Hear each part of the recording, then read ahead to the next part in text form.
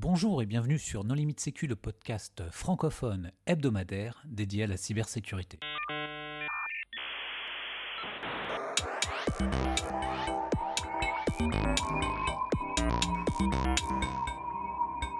Alors aujourd'hui, nous allons parler d'un logiciel d'assistance au RSSI qui s'appelle CISO Assistant avec Abderrahmane Smimit. Bonjour Abderrahmane. Et Eric Lobaché. Bonjour Eric. Bonjour. Pour discuter avec eux, les contributeurs Non Limite Sécu sont Nicolas Ruff. Bonjour.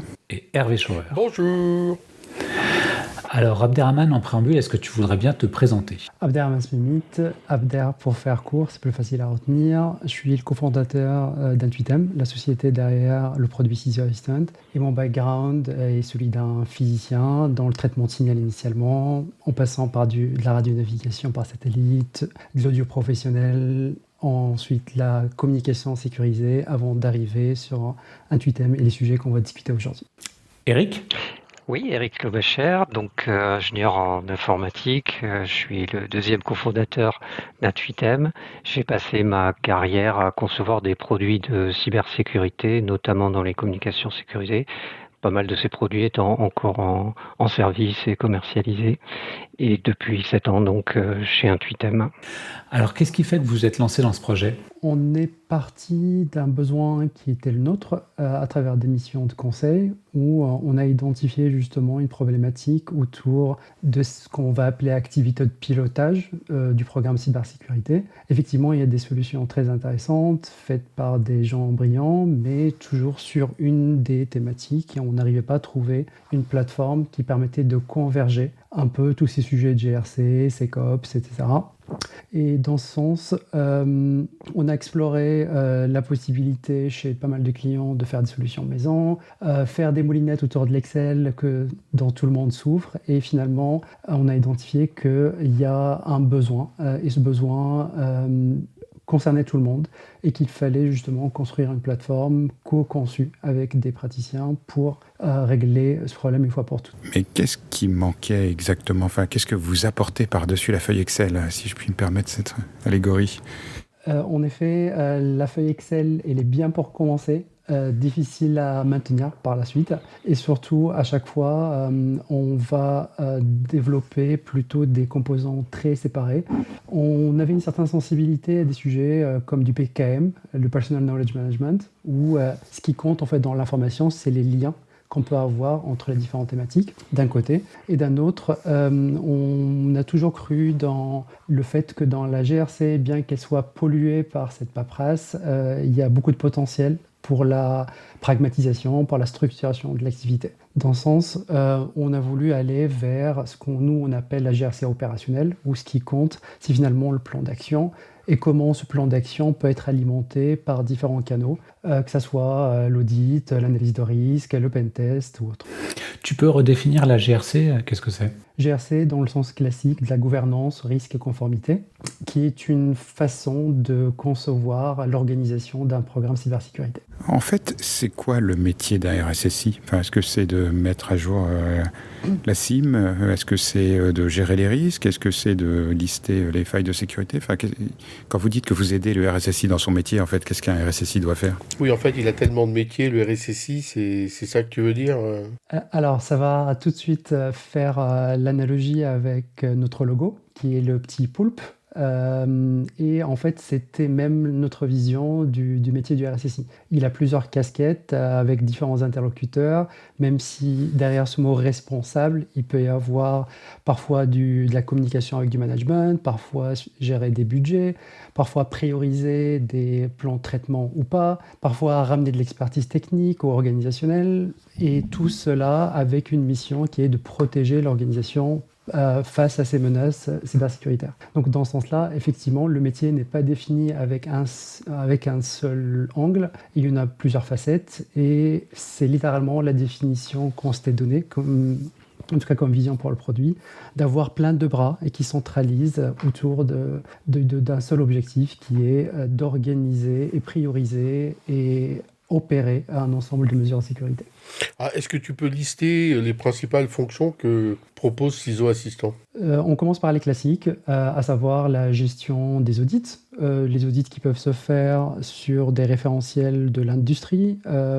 Ensuite, on va passer éventuellement sur de l'analyse de risque, qu'on fasse de la 27005 de manière simplifiée, qu'on fasse les BIOS de manière méthodique et complète, qu'on peut aller ensuite sur de l'analyse de risque de manière quantitative pour ceux qui ont ce niveau de maturité. Et l'application permet par ailleurs de collecter pas mal d'autres objets, que ce soit les incidents, le suivi du plan de pentest, gérer les dérogations, les acceptations de risques, et de plus en plus, on pousse la dimension de transversalité avec les DPO sur des sujets GDPR. On va aller chercher des sujets de gestion de politique pour les centraliser également.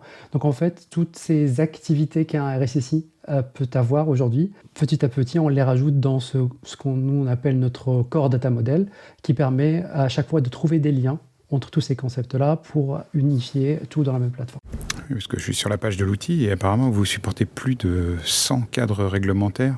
Donc il y en a qu'on connaît comme ISO 27001, SOC 2, etc. Mais il y a des trucs un peu plus obscurs comme NYDFS 500, Siphon, AirCyber, etc. Enfin, pourquoi est-ce que vous en supportez 100 ? C'est parce que vous avez des demandes des clients ou c'est parce que vous prospectez des marchés spécifiques ou, enfin...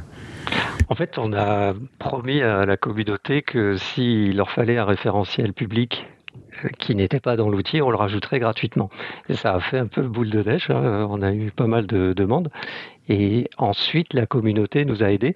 Et finalement, donc, il y a des référentiels qui ont été faits par Intuitem, et il y en a, c'est vrai, un grand nombre.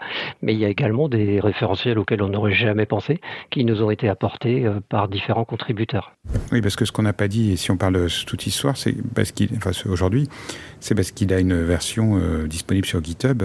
Est-ce que vous pouvez un peu expliquer comment ça marche avec la communauté, entre guillemets, enfin, quel est votre business model ? Oui, c'est un logiciel libre.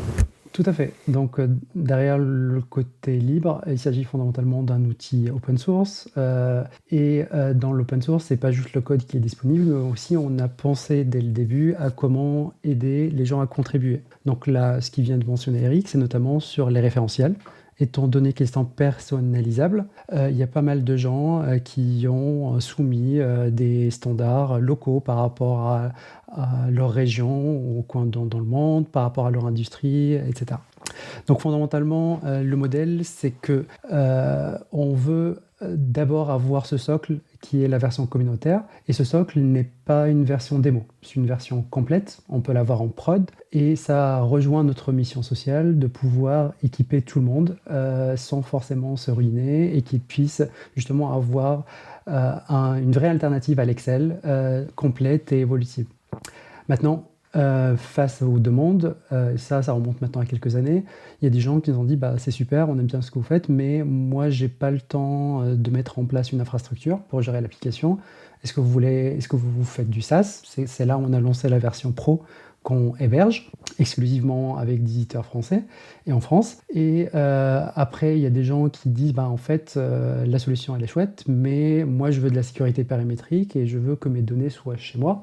Donc est-ce que vous proposez du support ? Et c'est là où on a lancé le Pro on-prem. Donc aujourd'hui, en effet, il y a la version communautaire que tout le monde peut avoir, et je pense Eric il va communiquer sur les chiffres après.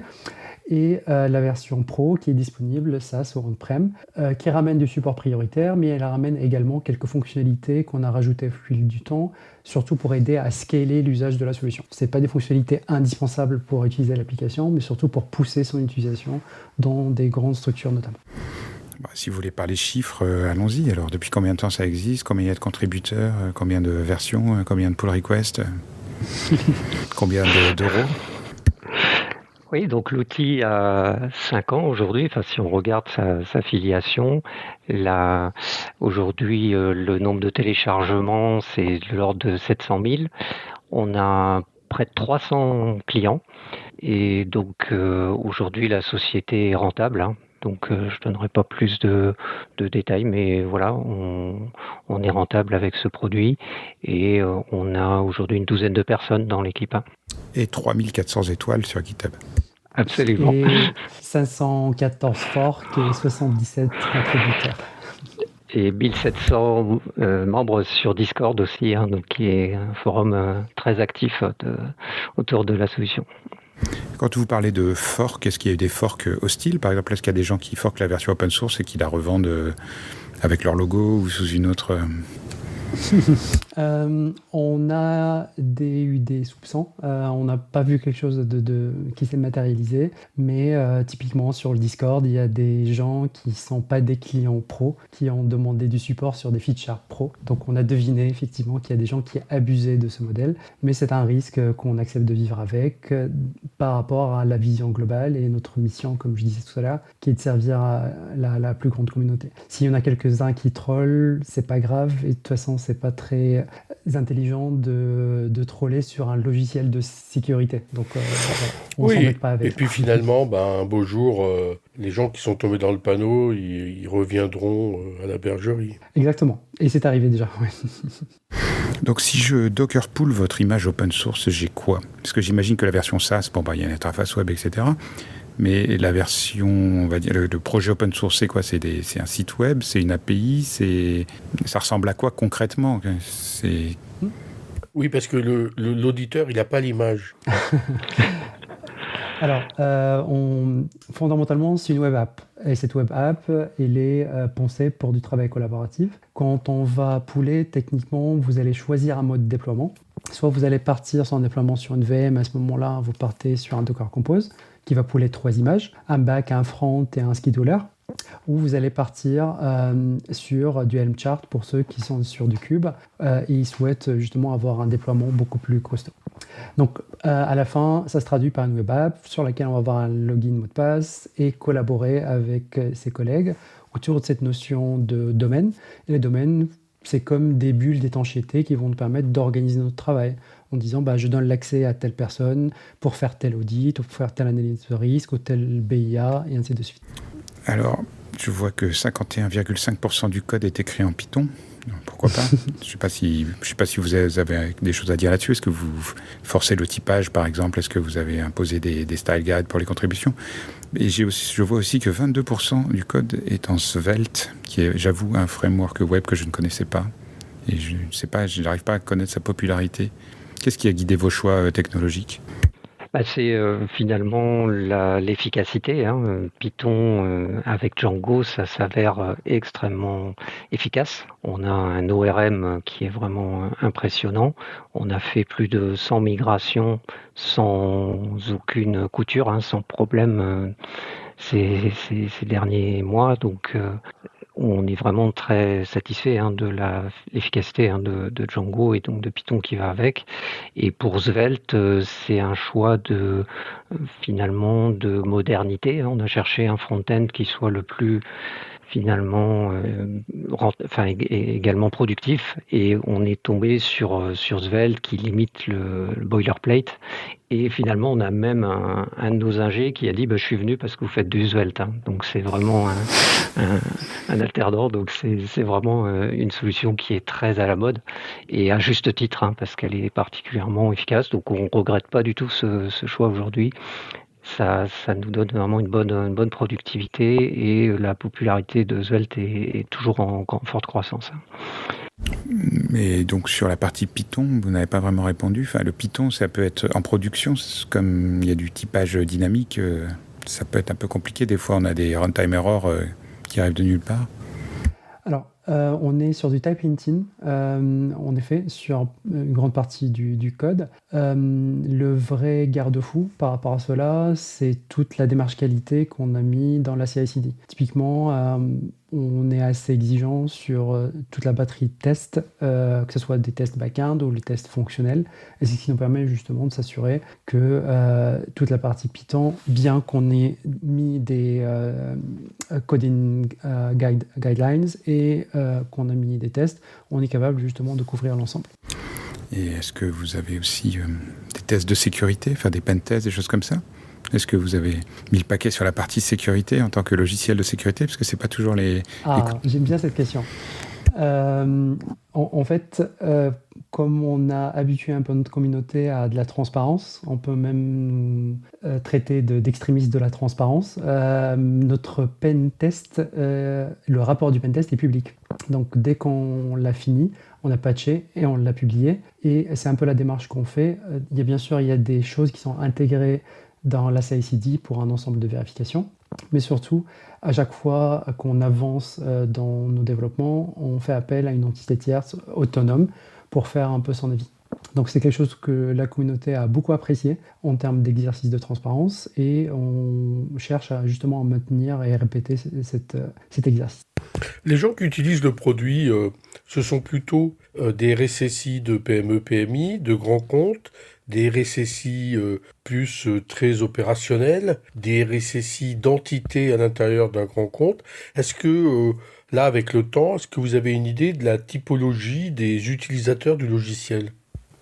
Tout à fait. En fait, ça va de l'entité à une personne, un certain nombre de consultants qui utilisent l'outil pour leur job, jusqu'à des entreprises de plusieurs centaines de milliers d'employés, et donc utilisés de manière opérationnelle ou pour justement une vision plutôt macro. Donc c'est aussi quelque chose qu'on a découvert, c'est que ça servait vraiment à tous les étages. Et on en est très, très content. Il n'y a pas de focus qui empêche d'utiliser l'outil pour différents niveaux. On a même des gens qui font des systèmes de management intégrés, qui font du l'ISO 9000 par exemple, intégré avec CISO Assistant. Je rajouterais peut-être une population à laquelle on ne s'attendait pas, qui est la population purement opérationnelle, qui a l'habitude d'être allergique à ces sujets de GRC, voire qui les fuit systématiquement, et qu'on a réussi à réconcilier avec cet angle de GRC opérationnel. Dans le sens où ils ont vu, grâce à l'API, qu'il y a pas mal de moyens d'automatisation, d'intégration, de délégation, et ils ont joué le jeu. Et il y a des fois, je me rappelle il y a quelques mois, il y a pas mal de devs qui nous ont contactés parce qu'ils ont bien stressé l'API, qu'ils ont trouvé des limites en termes de perf. Ça nous a permis justement de les réparer et aller un peu plus loin. Mais clairement, il y a plein de populations sur différents métiers et sur différents étages.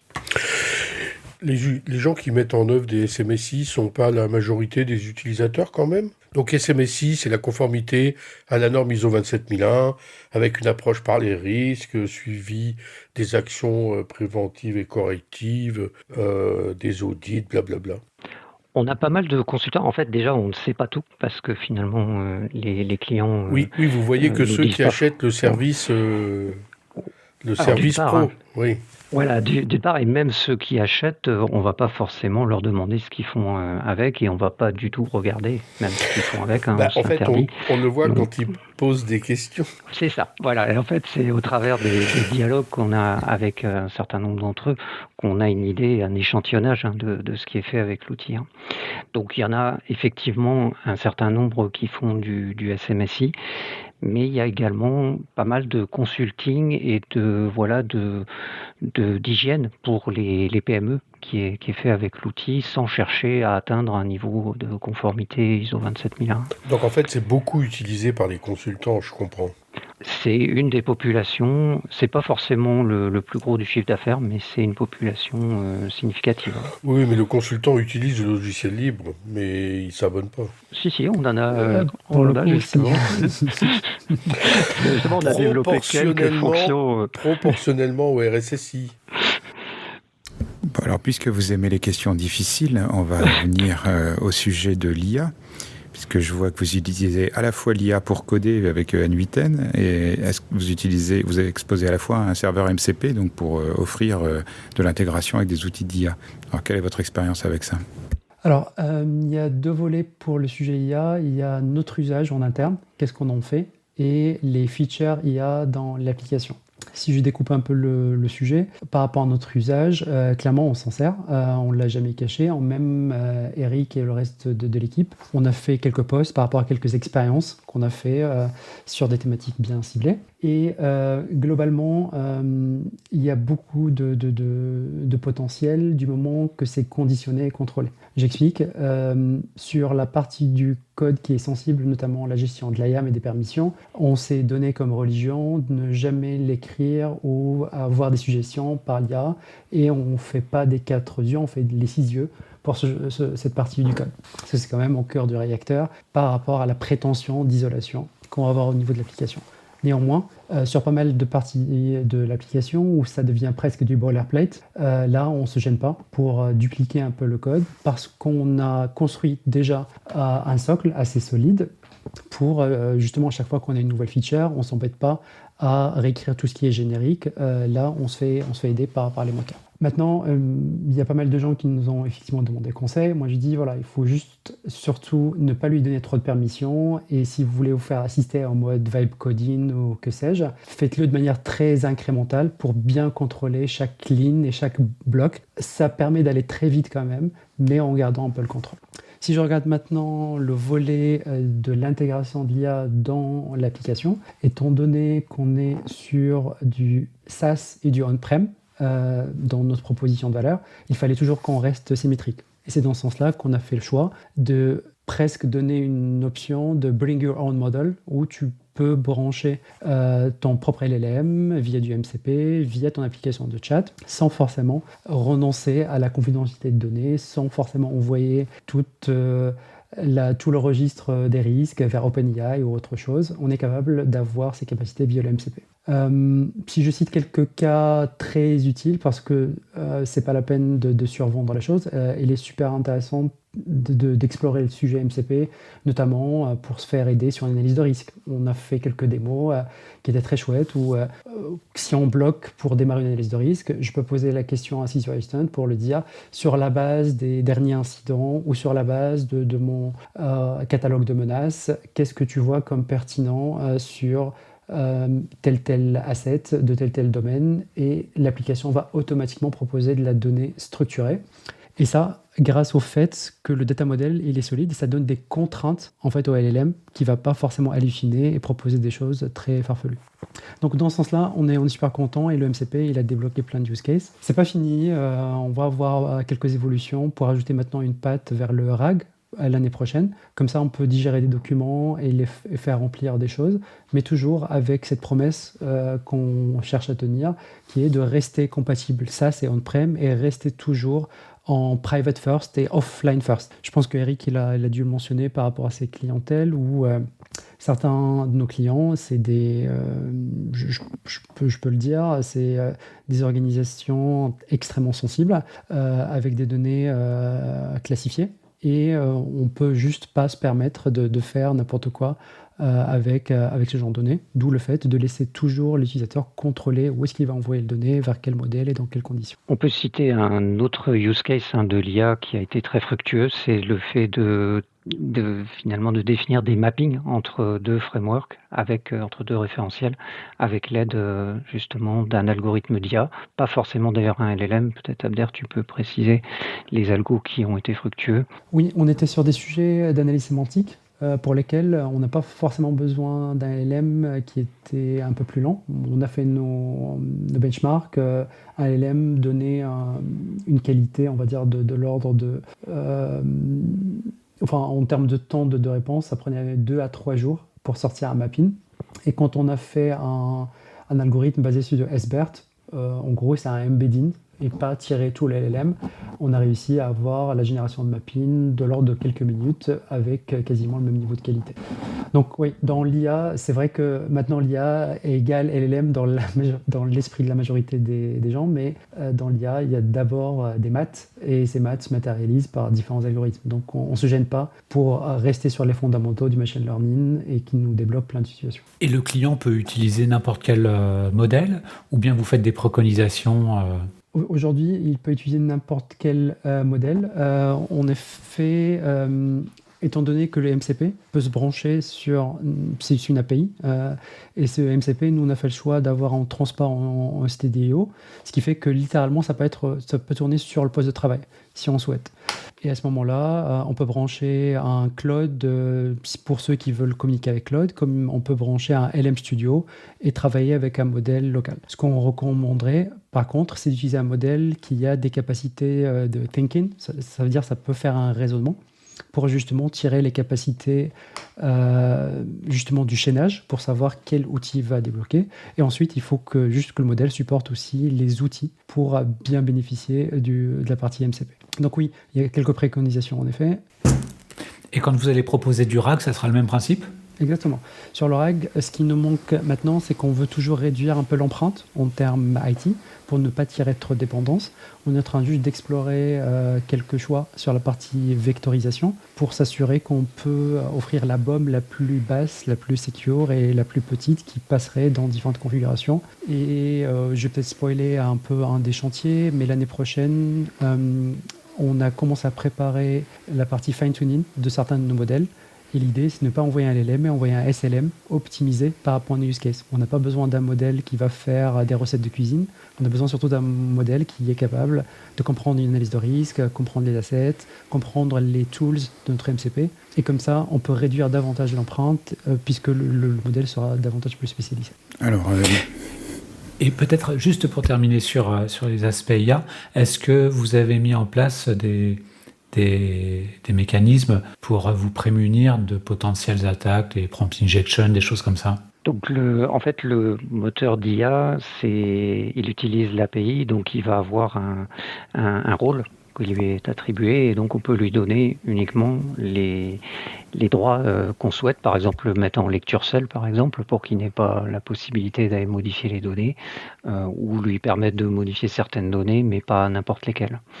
Donc on revient à des fondamentaux, hein, comme toujours, la sécurité de l'IA, finalement, ça passe par les règles habituelles de gestion du besoin d'en connaître et la limitation des droits. Et pour aller un poil plus loin dans ce que vient de dire Eric, l'idée même, c'est que le MCP étant une option, donc derrière le côté optionnel, on renonce à rien par rapport à l'IAM, dans le sens où il va passer par l'API, et l'API, il contrôle chaque requête. Et comme ça, on est serein sur le fait que même s'il y a de l'injection, c'est pas le LLM qui communique directement avec la DB, il communique avec l'API qui lui contrôle son scope. Comme ça, on est serein par rapport à la surface d'attaque. Alors, pour le futur, qu'est-ce que vous envisagez ? Est-ce que le métier de RSSI va disparaître ou est-ce que... Il va être augmenté. Maintenant qu'avec Easy Assistant, il y a de plus en plus de bras, et ces bras ne sont que des fonctionnalités que la communauté a demandées ou continue de demander. Notre objectif, c'est clairement de rester sur cette vision d'unification, de centralisation, et le garder dans la version communautaire pour aider le maximum d'utilisateurs. Maintenant, les RSSI, ils ont de plus de responsabilités, de plus en plus d'enjeux, il faut prendre des décisions rapidement, il faut jongler entre différents aspects, et l'application, elle est là pour servir à ça.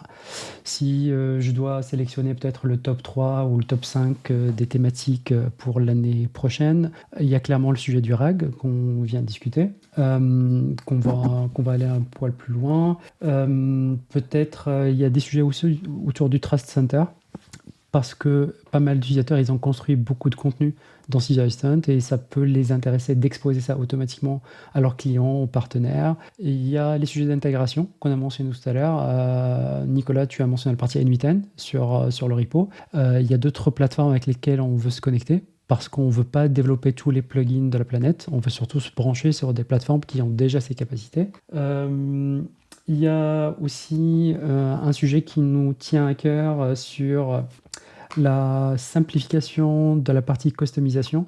Aujourd'hui, il y a pas mal d'utilisateurs qui créent leur propre framework, mais ça nécessite un peu de compétences pour manipuler la boîte à outils, et on veut abstraire ça davantage. Et puis, un sujet qui va nous faire surtout plaisir à titre plus personnel, autour des threat intel et vulnérabilités, qu'on voudrait faire coexister de manière plus intéressante dans l'application. Aujourd'hui, les objets existent, mais on ne tire pas puissance de tous les liens possible, typiquement entre l'analyse de risque, les vulnes, les incidents, et on voudrait le matérialiser davantage pour aider à prendre des décisions plus rapidement et de manière plus précise. Alors avec un logiciel libre qui commence à avoir énormément d'utilisateurs et de succès, comment vous gérez votre croissance à l'international? Parce que l'IA, ça permet aussi de supporter très facilement les langues étrangères. Donc voilà, comment vous faites? Alors, c'est déjà le cas. On supporte plus d'une vingtaine de langues et donc certaines Oui, traductions. je ont voulais été dire apportées. pas juste dans le logiciel, mais aussi en termes de support et pour apporter le support aux utilisateurs du monde entier. C'est ça que je voulais dire. D'accord. Donc, on a le support communautaire, hein, donc via Discord. Bon, clairement, les gens parlent soit français, soit anglais. On n'a pas de support à date, je crois, dans d'autres langues. Je crois qu'on a peut-être l'espagnol. Hein. Il y a 2 canaux, il y a un Ouais. canal polonais et un canal espagnol également. Voilà, mais nous, on n'est pas capable de contribuer nativement, mais on peut effectivement se faire aider par une IA pour la traduction. Et pour le support professionnel, voilà, c'est pareil en anglais ou en français, mais on a des clients dans 30 pays, donc finalement, c'est pas une barrière, hein. On voit que aujourd'hui, il n'y a pas vraiment de frontières pour ce type de besoin. La conformité, c'est universel. Donc finalement, on n'a pas de barrière à la diffusion internationale. Vous n'avez pas besoin d'un investisseur pour aller faire du marketing dans tous les pays. Bah, c'est GitHub qui fait notre marketing finalement et c'est la beauté finalement de ce modèle. Hein. C'est-à-dire que nous, on a nos commerciaux, c'est principalement nos utilisateurs et nos clients. Et vous avez certainement été sollicité par des gens qui voulaient investir chez vous. Absolument, oui, mais Oui, alors, pour l'instant, comment voilà, ils ont apprécié la réponse? Ah ben non, avec le modèle du logiciel libre et GitHub, on n'a pas besoin. Bien Donc, sûr, là, on décline poliment. Ça, c'est un choix qu'on a fait quand on a monté la boîte, de rester autonome. On est sur des fonds propres et ça nous permet justement de rester plus proche des utilisateurs et décider de la roadmap de manière plus flexible et plus rapide. Oui, de rester plus heureux.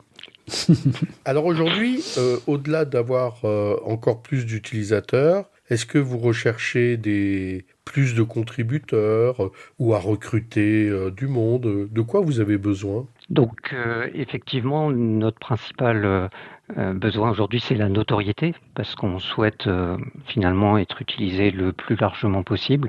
Donc clairement, les stars sur GitHub, ça nous aide beaucoup. Ça contribue à cet effet, comme je dirais tous les logiciels libres. Et évidemment, on est également très content d'avoir des contributeurs pour améliorer les traductions, pour compléter des traductions de certains référentiels. Hein, l'ISO 27001, on l'a déjà en, je crois, 5 ou 6 langues. Ça peut être sur du code. On a voilà, de temps en temps des contributions, principalement, je dirais, sur des corrections. Donc, on est ouvert à toutes les contributions et à toutes les collaborations. On a par exemple une collaboration avec Bunkerity, dont Abder, tu peux peut-être préciser l'ambition.